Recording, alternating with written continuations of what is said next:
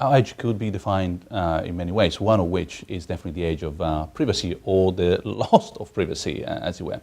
There are many reasons why privacy has become such a major issue. We just came out of the age of anonymity, thanks to huge cities where you are not really private, but you are anonymous. You are the leaf in the forest. It's not that nobody knows about the leaf, but there are so many that nobody cares.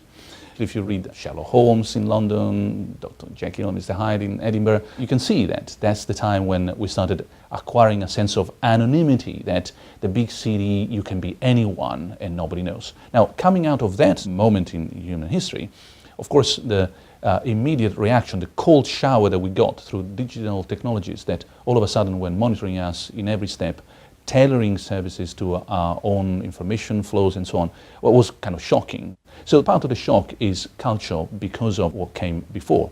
But part of the transformation linked to privacy is due to the fact that never before we enjoyed or suffered from technologies that could be so minutely, fine-grainedly tailored to every single step we take in our lives so cheaply.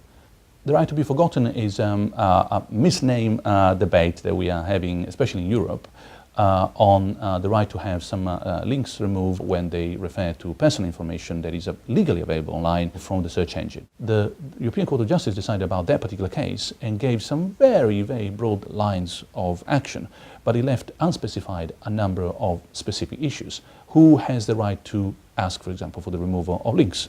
Not public figures, but who counts as a public figure? Big debate. Is there a right to have those links removed from any search engine, or only national search engine, or only European or internationally? Again, unspecified, big debate. And these are just two aspects of many others. The debate is not about having or not having individual control on some bits of information on a search engine referring to some other information. It's actually about, more broadly understood, about who is going to control the sort of generation of information in the future. Is it politics, society, or is it business? Basically, is it Brussels or California? As we know, politics has been distracted by caring about things, thought that this was not happening, didn't see it coming. And the recent debate on the right to be forgotten could be interpreted within this larger framework. And politics basically is playing a catching up game. Has lost the first round, missed the train, didn't understand that the new political power was going to be heavily influenced by the digital industry, which simply generates demand and questions. It doesn't own the information, doesn't produce the information. The current presidency in the United States, the Obama presidency, the people that advise the president when it comes to IT policies are both former Google employees. So you can see that this is not just a fabrication out of intellectual suspicions, it's actually that's happening under our eyes. Power is adapting. I like to call it grey power, the power of influencing those who have the power to influence. So not the political power, not the military power, but the power behind the political power, the power behind the military power. If you think in terms of who has real power, the people who own the cabs, or Uber, who doesn't own anything, but puts the demand in touch with the offer. Who has real power? Amazon, that doesn't produce books, or the publishers who have to be forced kind of way, or adapting to the new context. Basically, this way of putting together people who want something and people who have something to offer in the middle is the new grey power in the future, and is something that I think society and politics should take very seriously into account.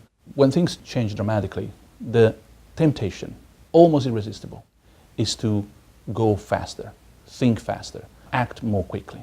Well, that is a trap. When things change dramatically, it is time to take more steps back. And the analogy I can provide is the following. The bigger the gap, the longer the run up. It would be a mistake to say, look, there's such a great difference happening in front of our eyes, we need to get closer to the gap. That would be a secure way of making mistakes.